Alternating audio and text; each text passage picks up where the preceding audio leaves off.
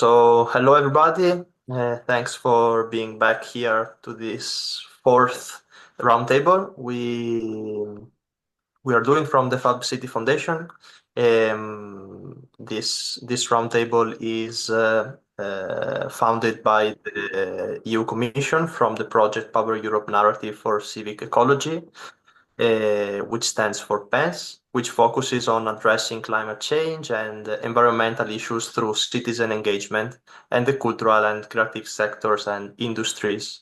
The objectives of the project are to empower citizens and professionals in the creative industries to take climate policy action and to raise awareness and propose solutions to local policymakers regarding environmental challenges. The PENS Climate Roundtable aims to foster collaboration among diverse stakeholders to address the pressing challenges of climate change. As we navigate the complexities of the environmental policy, this roundtable will serve as a platform for sharing insights, strategies, and innovative practices that empower communities across Europe and beyond to take meaningful climate action. That said, I would like to introduce the two great speakers we will have for today, which are Gonzalo Gil and Andrea Balestrini. Gonzalo is an Earth observation analyst and parametric designer in the role of ecosystem and parametric design specialist in the Land Research Lab. His multidisciplinary background has given him a unique perspective into problem solving grounded in principles of regeneration in deep ecologies. He holds a master in advanced architecture from the Institute of Advanced Architecture of Catalonia, which is also a partner of the PENS Roundtable, where he focused on the ecological interaction, self-sufficiency, and the application of digital tools in architecture and urbanism. The second speaker we have is Andrea Balestrini, which is a landscape architect who studied at the Politecnico of Milano and at the University of Stuttgart. During his studies, he delved into the discipline of landscape planning with a focus on the topic of green infrastructures and sustainable urban drainage system, both in the context of European metropolitan areas and in the megacities such as Seoul, Cairo, and Lima. He is also currently ecological consultant for the municipality of Merano within the European project Just Nature and thesis supervisor in the Master for Advanced Architecture at IARC for the cluster Digital Urban Landscape. That said, I would like to thanks once more Gonzalo and Mr. Balestrini for being here. With the Fab City Foundation, we are also a partner in another project which is called Green and Cities, also funded by the European Union, but I will just leave the floor to them. So thank you again. The floor is yours.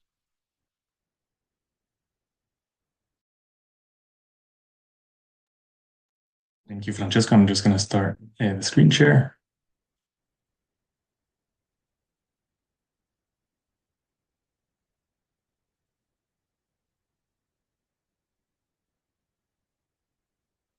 Cool. Well, thank you, Francesco, for the introduction and for organizing this roundtable. I also looked at the other roundtables, and it's really fascinating what the PENS program is doing.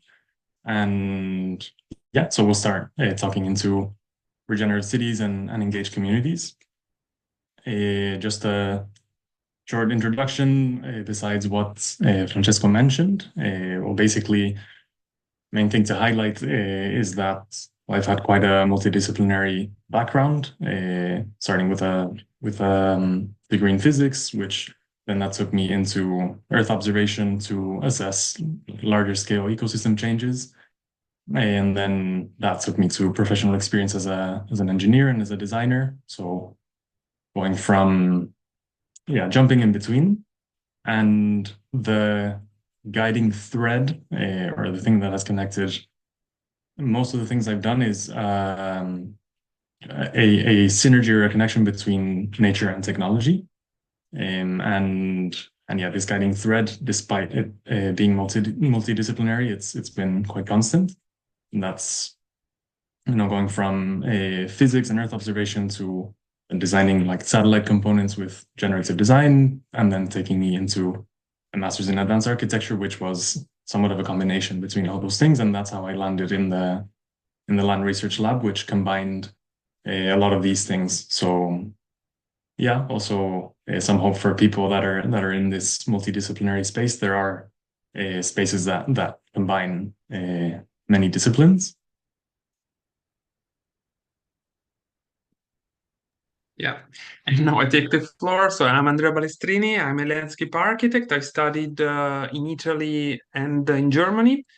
And approximately 10 years ago, I joined LEND. So I started my experience within the group, mainly based in the Italian office, and now leading the Italian team that is part of the LEND Research Lab. That is our platform for research and innovation that we will present right after these first slides.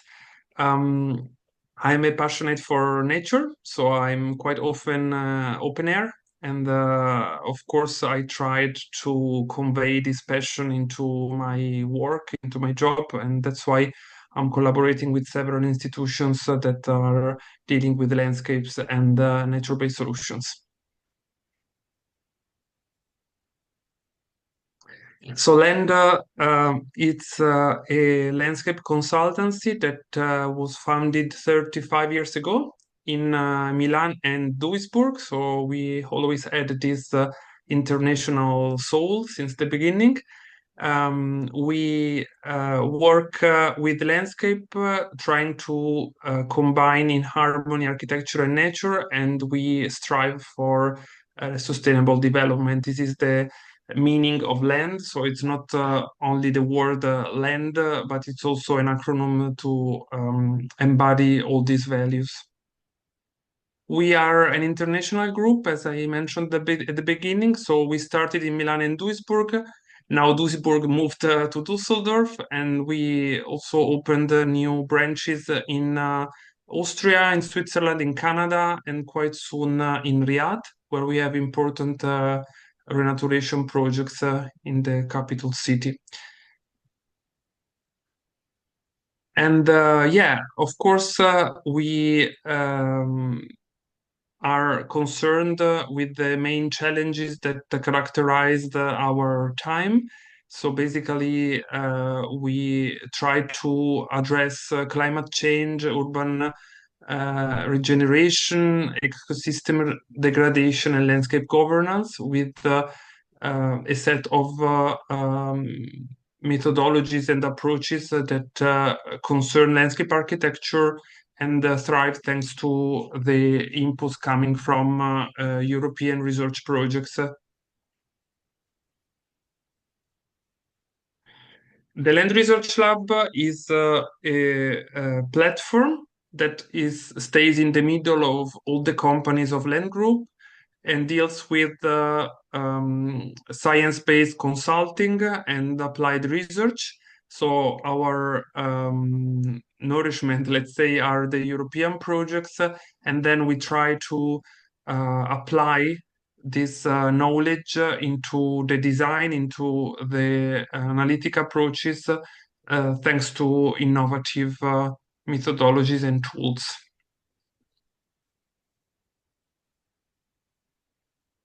Yeah. As I mentioned, we have two main scopes. So one is applied research, and the other one is consultancy. So data-driven approaches are shared in both areas where we collaborate, and we have a quite broad plethora of partners and clients, both from the public authorities sector and the private sector.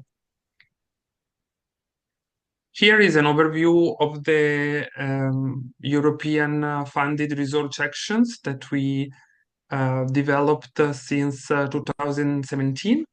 So we started with UNALAB, that was one of the pioneering Horizon projects on nature-based solution for climate adaptation. And then we moved to T-Factor. That was a quite interesting project exploring the potential of meanwhile uses for urban regeneration areas and regreening. So we will have the opportunity in the final part of this presentation to learn more about this project. In 2022, we gained funding from a sub-project of an Horizon action that we named Urbalytics. We were paired with the Latitudo 40, that is one of our partners dealing with Earth observation. And here we had the opportunity to develop new services for climate vulnerability mapping, and therefore also provide climate adaptation strategies. Then we are involved in two projects that are part of the European Bauhaus program, still within the framework of Horizon Europe, but with a specific goal into the integration of arts, design, and crafts into the sustainability that is contained in the European Green Deal. In Heritage, we are focused on cultural heritage and how we can, through nature-based solution and temporary installations, enhance the potential of this heritage and activate public spaces.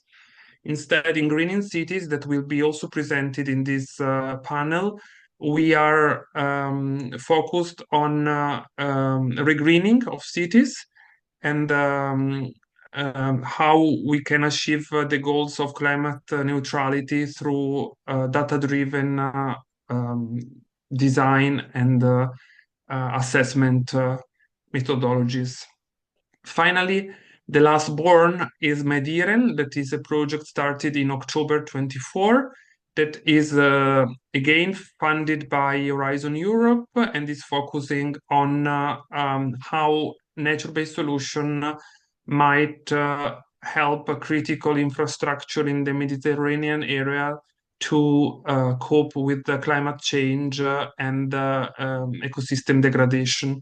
So here we will develop quite an innovative approach that is stretching from very urban challenges to forest fires and other challenges that are affecting important infrastructures in the Mediterranean area. Yeah, so this is a quite broad overview of what we do, and I leave the floor again to my colleague Gonzalo. Thank you, Andrea. So now moving into the question of how can cities become more regenerative. Before diving into the topic, I wanted to add a question onto the comments,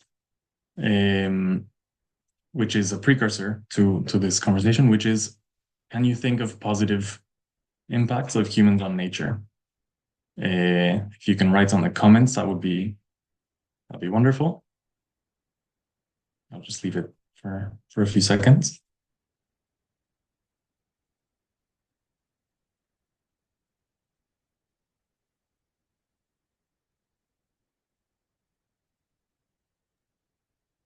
You can use the chat, of course, to write the comments. Yeah.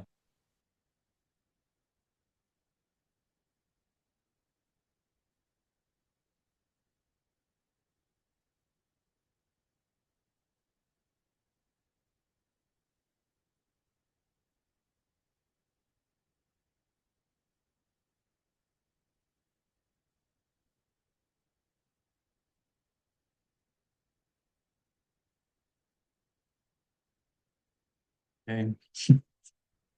You coming in?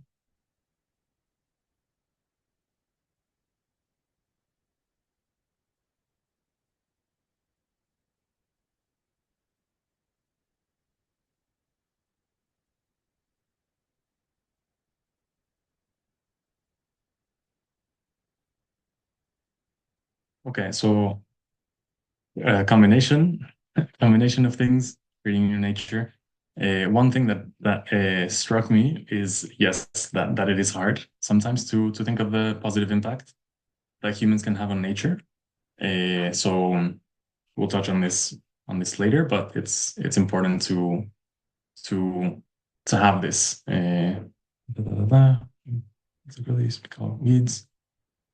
Okay, so but it does seem optimistic. Maybe we have a particular pool of people here that are more optimistic, but there is also the sensation that it's not as easy to think of the positive impacts that we have on nature as much as the ways in which we as a species have had negative impacts. The second precursor to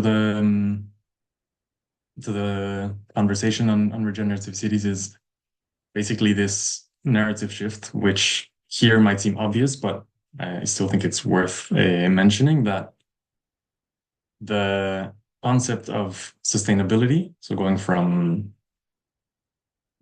keeping things as they are or keeping things in a net zero, it has to change into the regenerative model, which is not only to restore things as they were, but really to take responsibility for the degradation that's happened in natural systems, and then from there to basically regenerate more and be this concept of nature positive.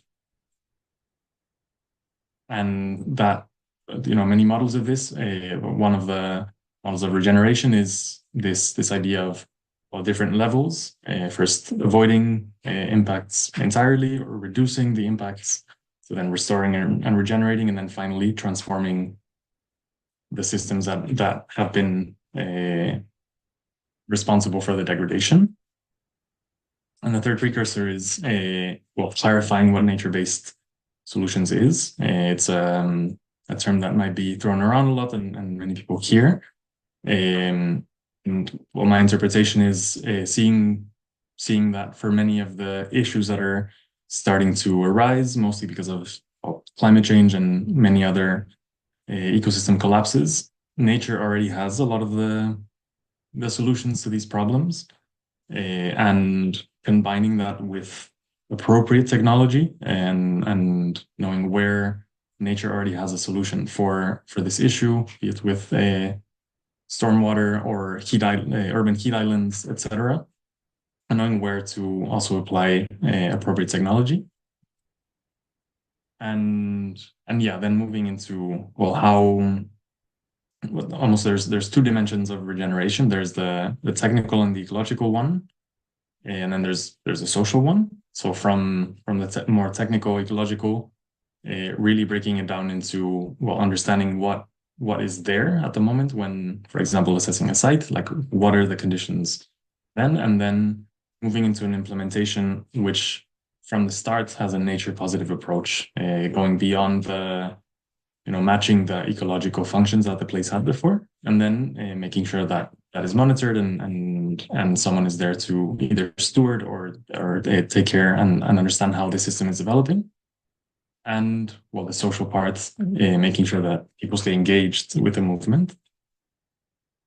And starting on the assessment side of things, more on the technical ecological, just going to touch a little bit on some of the things we've been doing with the research lab, and again, understanding the role of technology in a way where it's the appropriate technology, where it really enhances and just to make sure that it's not just used for the sake of using technology. In this case, it's the urban heat island is something that's more and more present and more people are really understanding. If you've spent any time in a European city during the summer, comparing the temperature in a park versus the temperature in an area that has asphalt, it's enormously clear, the difference. And then that has impacts way beyond just our sense of thermal comfort, but also for the ecosystem itself. Other animals won't consider that to be a nice environment to be in. And here in a recent project highlighting how industrial areas and areas that are mostly asphalt and concrete, are at around 50 degrees compared to a close by a forest that is at 24 degrees. And this is averaged in the summer in the north of Europe over the last 5 years. And well, these changes are going to become bigger. So this, in the context of regeneration, it's important to really understand like what is the baseline, what is the current conditions, to then understand, okay, how do we go beyond or beyond sustainable? And then again, still within the topic of assessment,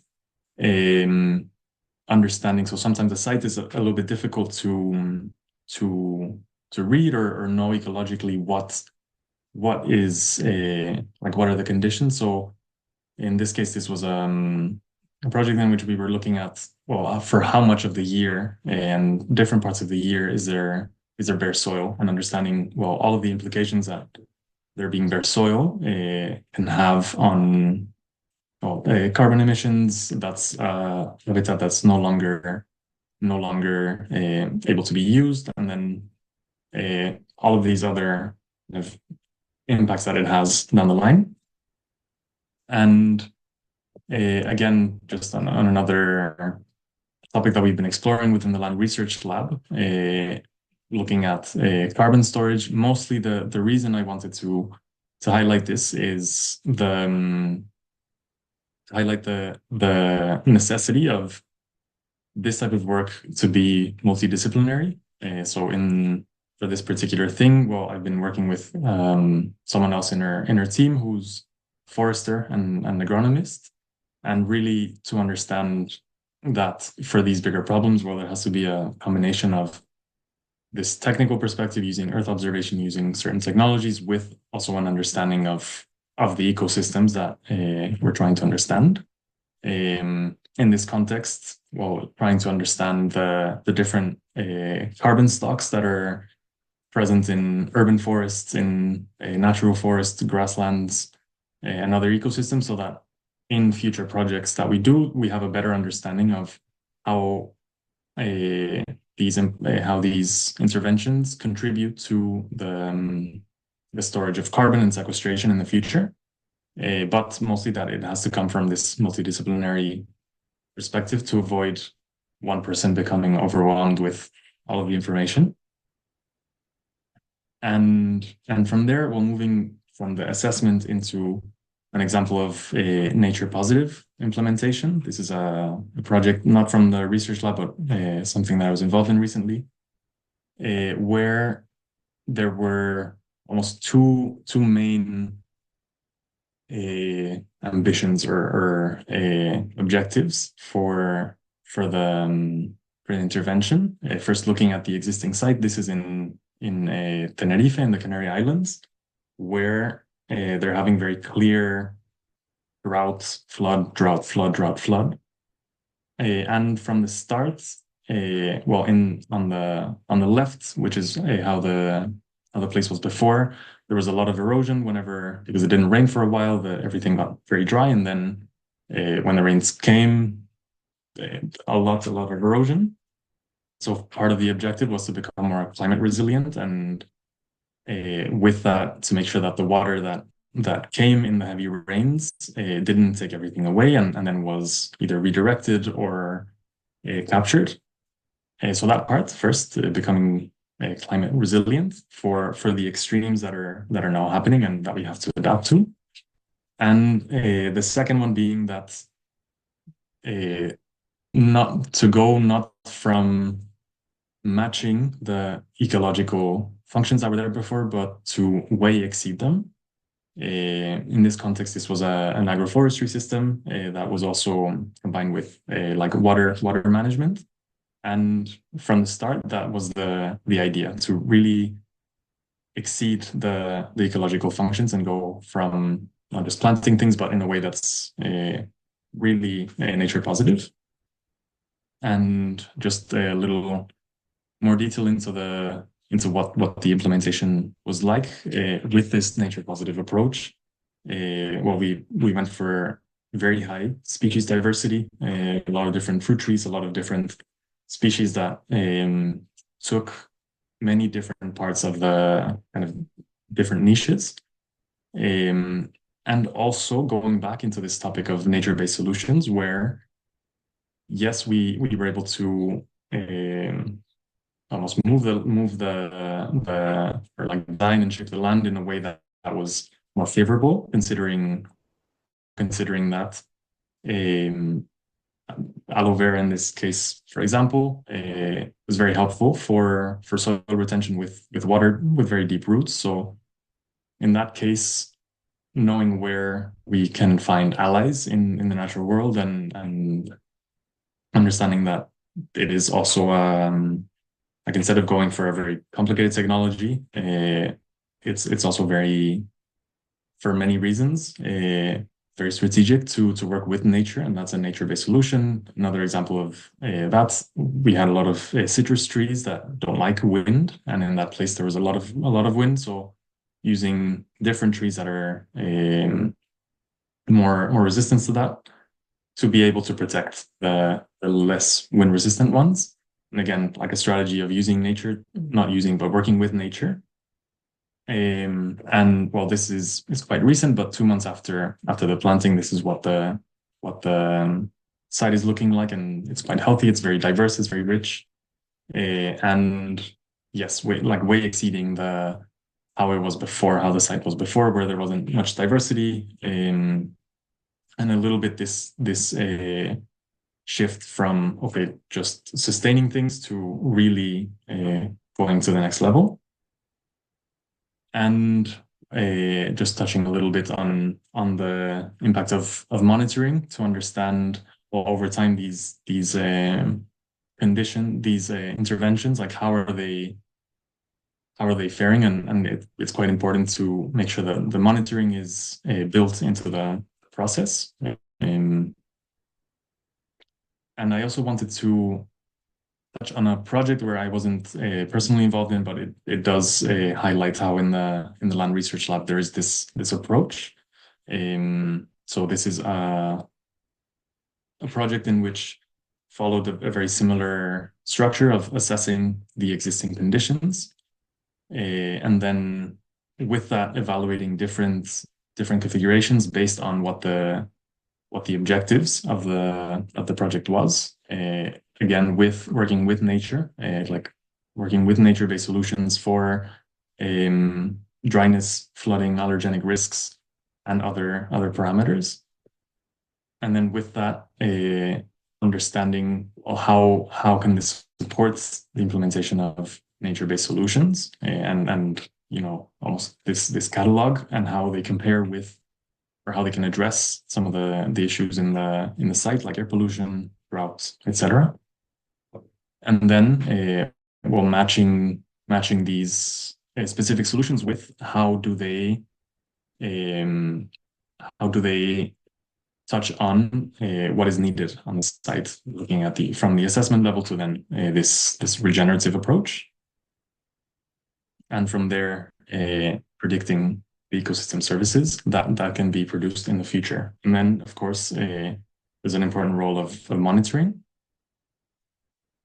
So that being from the technical and ecological side, and also important to touch on the social side of a city becoming more regenerative.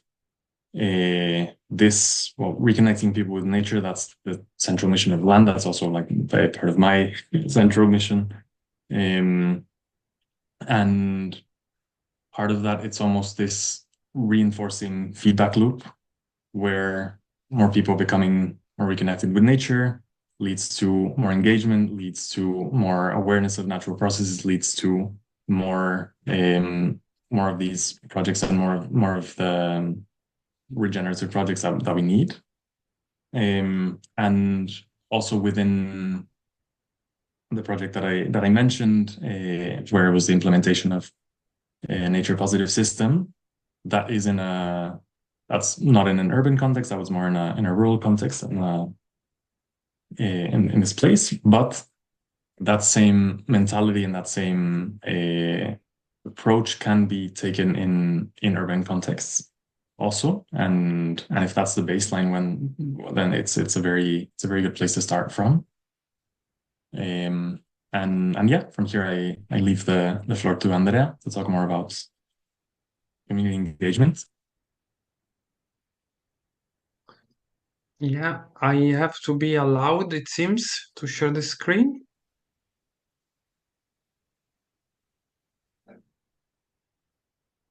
Okay, yes, now I can.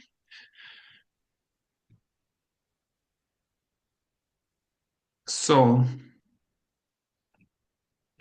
I guess you see the screen, no? Yes, because I don't see you anymore now with this model. So now I'm going Sorry, to present Andrea. you a couple. Sorry, Yeah. but I personally cannot see the screen. No, me either. Let me try again. I'm sharing the whole screen, But so I should.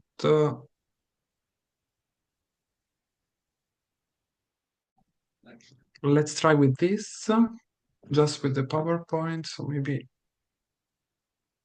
now. no, Can you see it? not yet. No, just a little. I'm sharing somewhere because it says I'm sharing.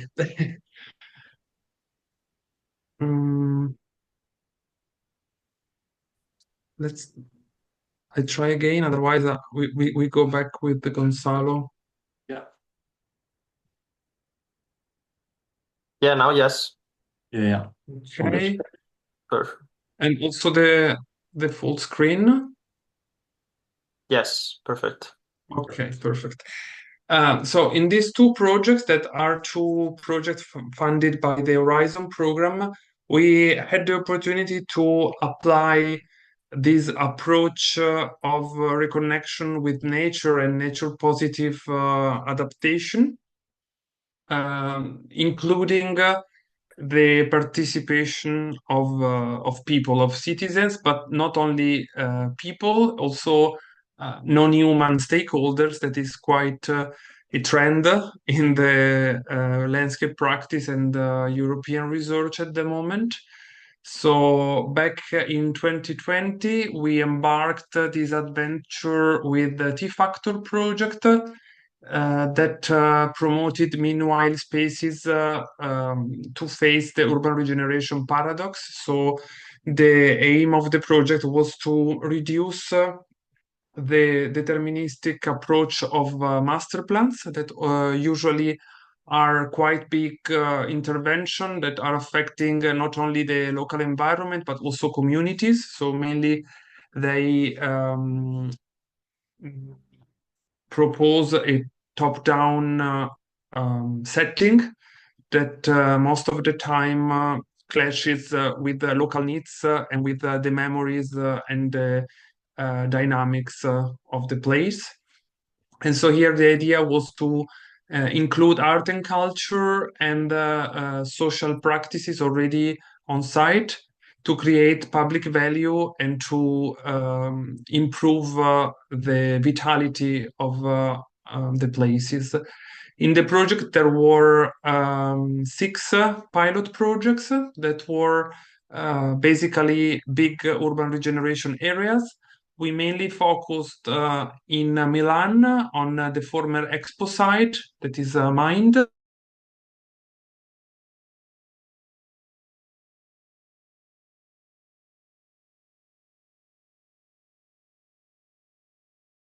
The project seeked an alternative to such deterministic master plans and proposed temporary uses through a participatory process with the local stakeholders.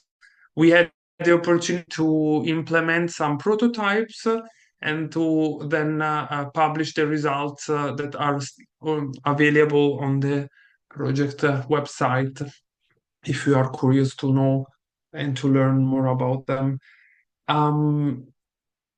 For example, in Milan, we approached this very wide regeneration area that since 2015 is empty. And actually in 2018, approximately, started to host new functions, but still there were quite big open challenges to open the area to the public and to attract citizens, to create a community on the site and to boost the development of landscape. So here we worked with schools, thanks to the support of a local foundation that is called Fondazione Triulza. So with the schools, we provided some environmental education supported by a local NGO that provides this kind of activities. And through this education, we were able to bring the students on site and ask them to observe local biodiversity and to create some seed bombs and other small ludic solution that were a trigger, let's say, to a driver to improve their sensitivity to urban nature. Then we did also a capacity building for a local agricultural high school. And with them, we cultivated a piece of land that is this one that you see on the right, with ancient species of grains and herbs. So they could use this space also for internal research and to learn on field, let's say. Thanks to the partnership with the Polyfactory, that is a spin-off of Politecnico di Milano, focused on service design. We created a platform and such trigger panels that you see here with a QR code that is leading to the platform I mentioned. And on the platform, we create an herbarium and a bestiarium. So the herbarium is a recollectory of herbs with their scientific names, their characteristic, and their use, because all the herbs and species that have been deployed in this intervention are edible species. And on the other hand, the bestiarium is providing knowledge on local animals. This is because we collaborated also with other local partners that were not directly involved in the project, but provided knowledge, for example, on how to process such herbs to create cosmetics or food, or how to detect animals thanks to some photo traps. As well as other partners who partly provided the materials, for example, to build the planters and to create some seating. Here is an example of the herbarium that you can access on the platform. And the activity was quite successful, above all because also the topic of animals is quite interesting and maybe is not very well known. So it was fascinating for the kids to learn more about them, but not only for the kids. What is interesting is that we involved also some adults, thanks to a program that I will present right now. And the developers themselves who were on the site was quite surprised to see such a variety of animals in the area. And this was quite a successful outcome of the activity because boosted the awareness of several different stakeholders. We took advantage of an existing app that is called iNaturalist to engage people and detect local biodiversity. And thanks to this involvement, we were able to engage some companies that are already based on site and to do some dissemination about the project and about the topic of urban biodiversity in regeneration areas. In the specific case of companies, we really questions ourselves how to impact on decision makers on this topic. So how to bring them to include biodiversity in their everyday life and in their decisional processes. So we really pushed on the benefits that nature can bring also to a company that might interact with the green areas. And so we were able to engage four companies and amid a promise to offer a coffee after 10 observations made with the app, we were able really to have a small but well-motivated group of employees who supported us in this activity and improved the biodiversity mapping on the area. The result of all these activities that lasted 2 years is a publication that is available online. It's open source and is called the Bioscopium.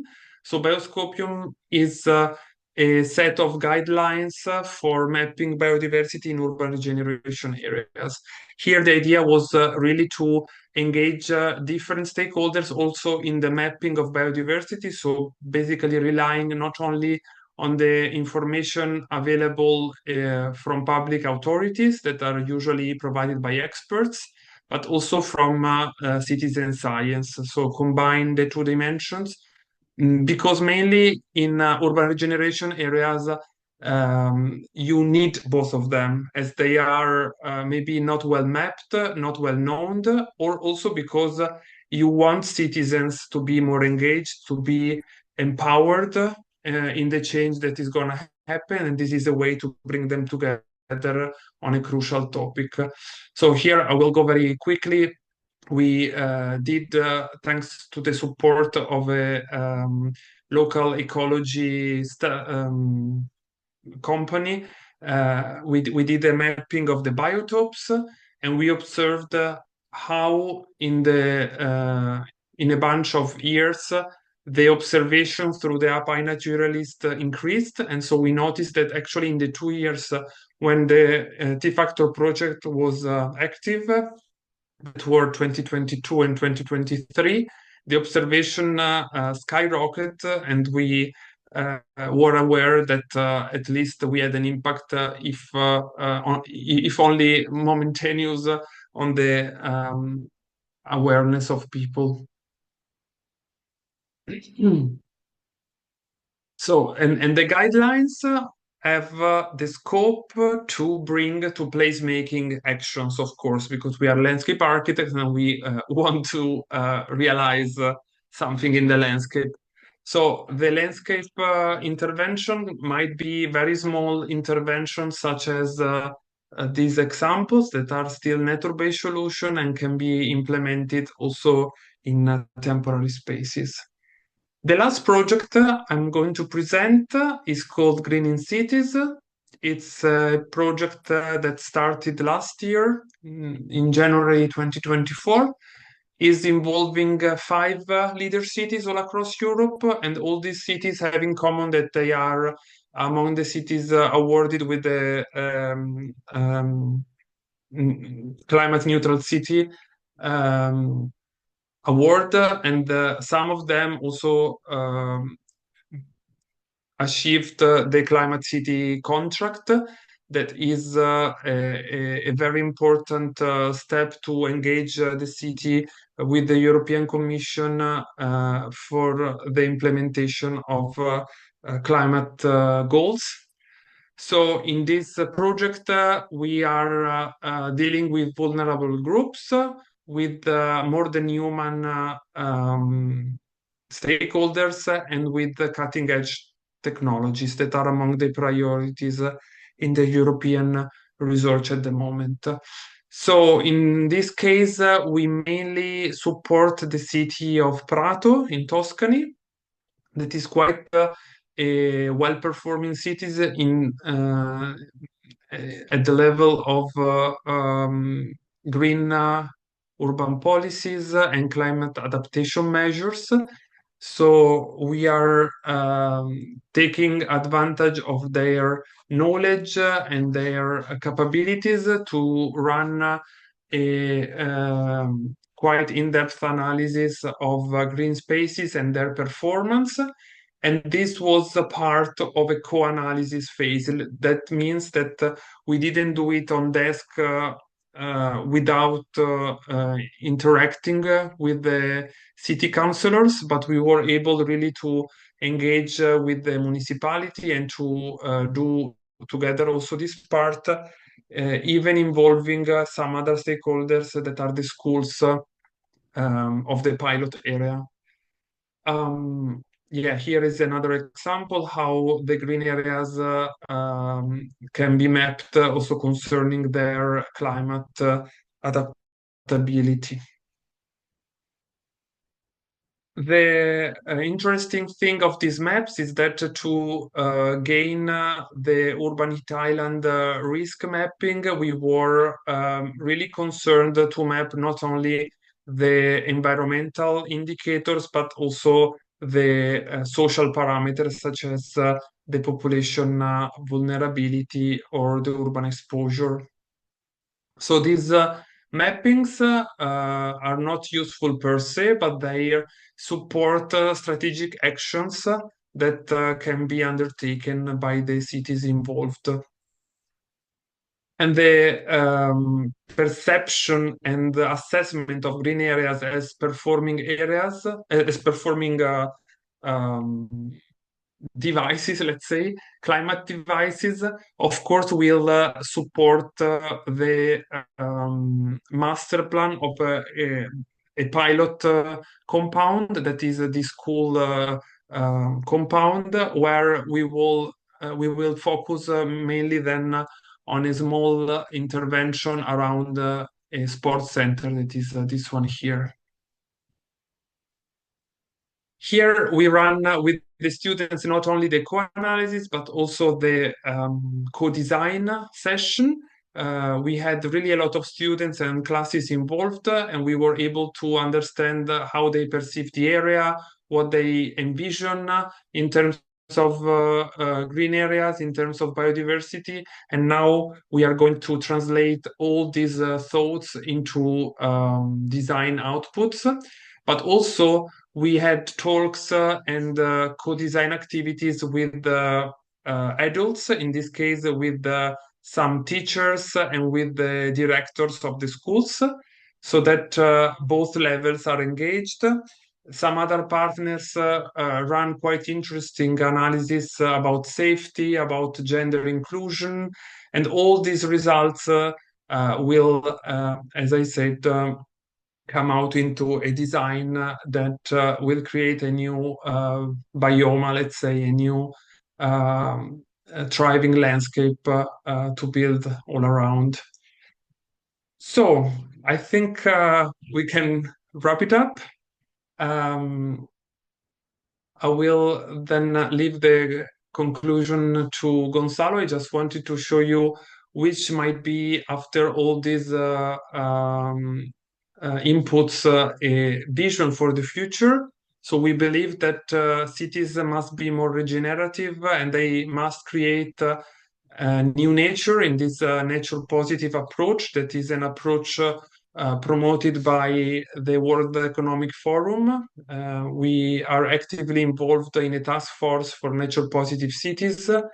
And this means that we must study and learn from best practices such as Rotterdam, that is reusing the roofs to create new ecosystems, or Copenhagen, that is really adapting all the open spaces as climate adaptation devices, or Paris, that is involving citizens to rethink completely the city and create more pedestrian streets, renaturing open spaces and so on.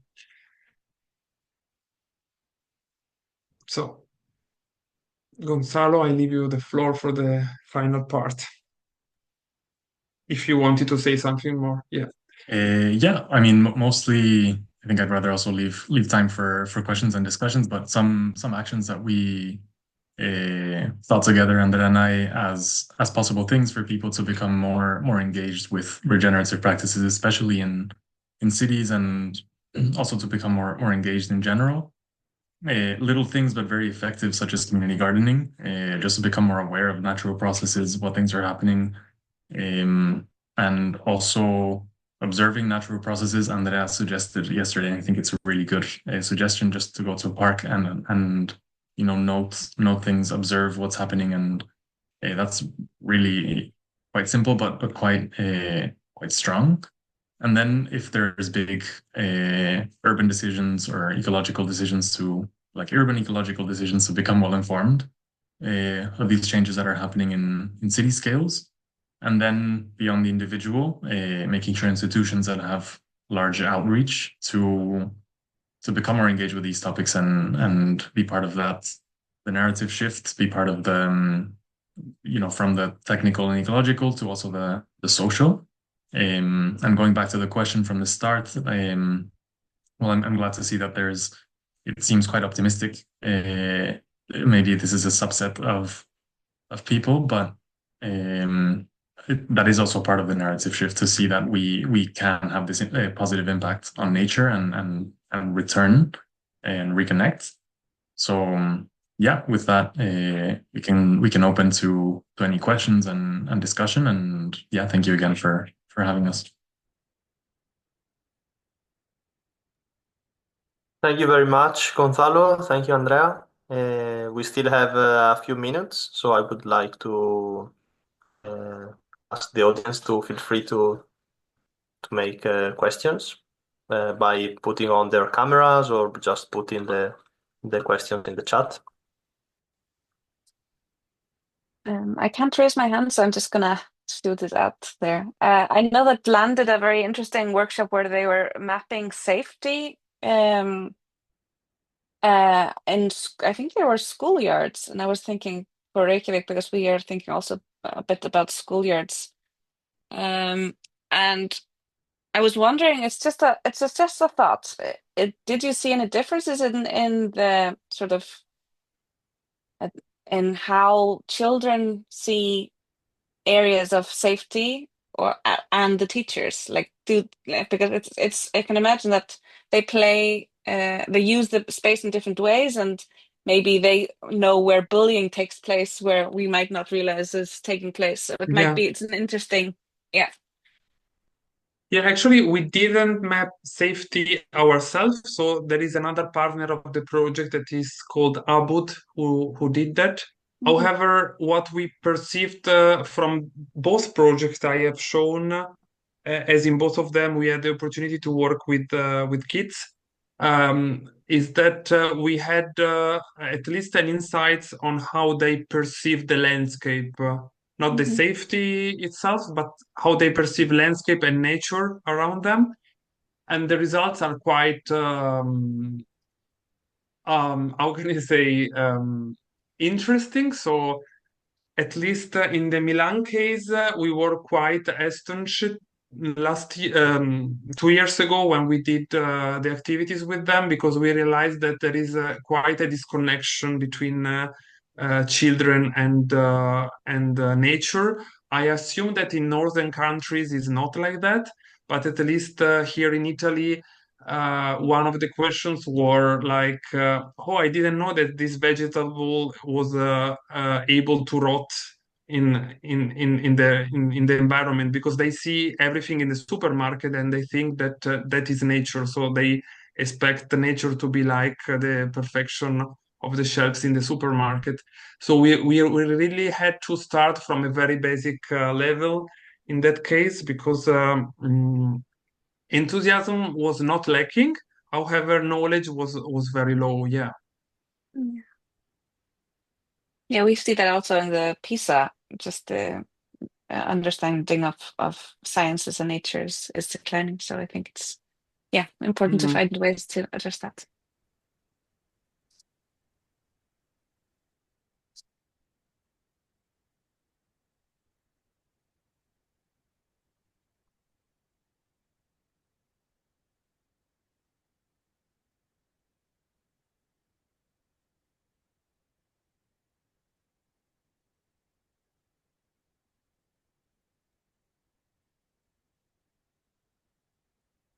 If there are not other questions, I would like to make one, and maybe we can conclude after that. But of course, I would also like to say to the participants to feel free to reach us, the Fab City Foundation or Land, for whatever questions might arise in the next days or in the next hours. I was just wondering, as Land is working a lot with big institutions, do you think, like from a professional point of view, is it easier to collaborate with uh, big institutions? Do you think that working in such a large scale might create impacts, or in your experience, you have find more easy and collaborative to work with small municipalities or in smaller projects? What do you mean with big institutions? For example, I see that a lot of your projects are funded by the European Union, like it happens to Ah, us. So I think there is always pros yeah. and cons in everything, and I was curious to know your experience.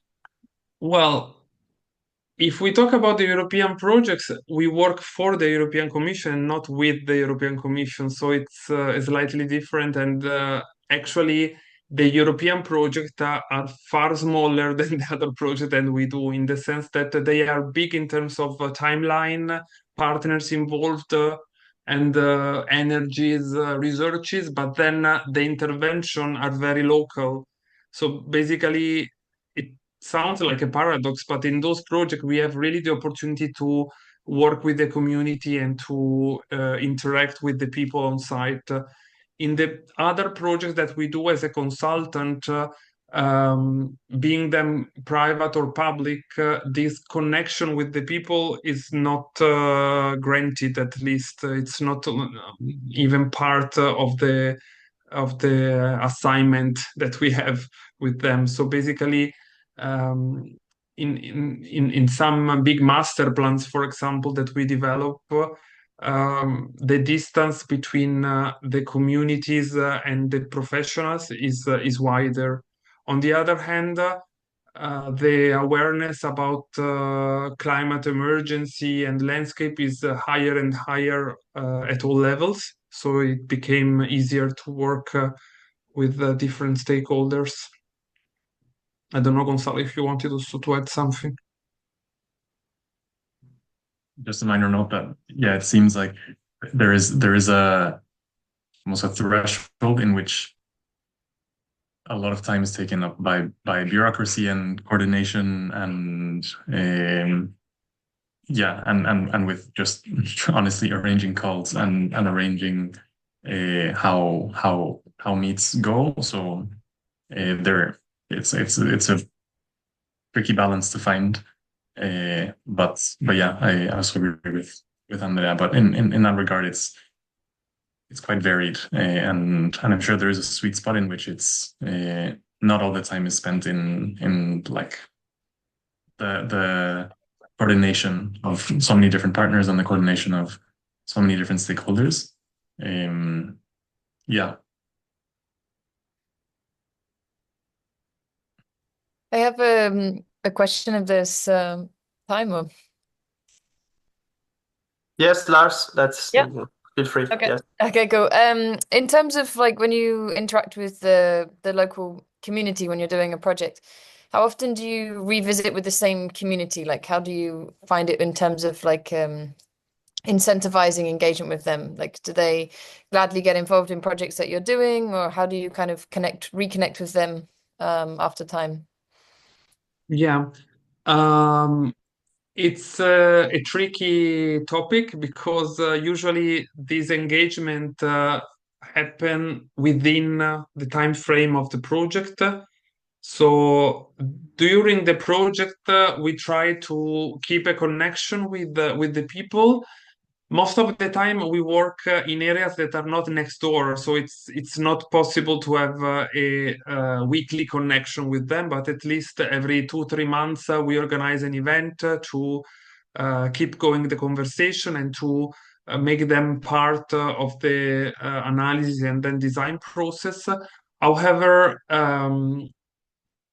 the limit of this is the timeline of the project. So after the project is completed, we do not have the means or the connection to stay in touch with them most of the time because there is a geographical issue. So we are not close to the area.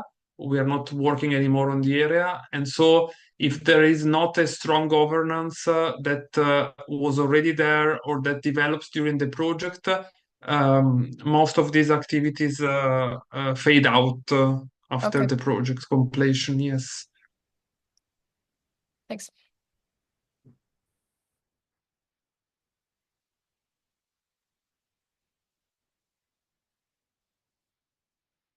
Okay, I don't see any questions in the chat. I would like to thanks once again Gonzalo and Andrea. It has been a pleasure. I would like to remember to the participants that our next roundtable would be on the 27th of May, so after Easter holidays. I take the occasion also to wish happy Easter to everybody, and thanks. Thank you again. Thank you. Thank you. Bye.